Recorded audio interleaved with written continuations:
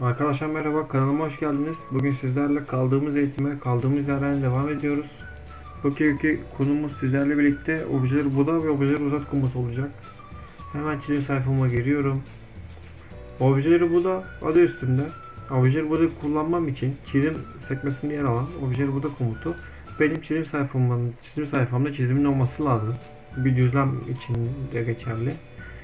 Düzleme sayfamı açıyorum. Herhangi bir şekilde dikdörtgenimi çizdim.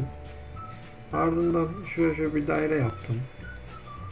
Ne bileyim şuraya bir çokgen çizdim. Yani objeleri bu da burada birden fazla yöntemi var. Ama hepsi aynı yöntemde olduğu için ben size sadece bu toplu kırpmayı göstersem yeterli olabilir diye düşünüyorum. Eğer istek gelirse diğer videolarda bunlardan bahsederiz. Ama bu toplu kırpma gerçekten her yerdeki işimizi görüyor diyebilirim. Yani diğerlerini gösterip kafa karıştırmak istemiyorum size. Şimdi kesişen çizgilerde obje buda komutumu kullanmak istiyorum. Tekrardan buda komutuna girdim. Toplu kırpmada sürükleyerek geliyorum ve kesiyorum.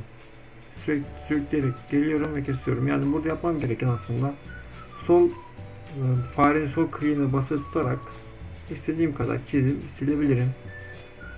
Bu böyle zamanlarda benim işime yarayan bir komut. Bizim işimize yarayan bir komut. İlla ki kesişen bir yer değil de mesela ben bu çizimi de komple obje buda komutuyla silebilirim. Mesela ama noktayı silemem gördüğünüz üzere. Ancak noktayı delle silebilirim.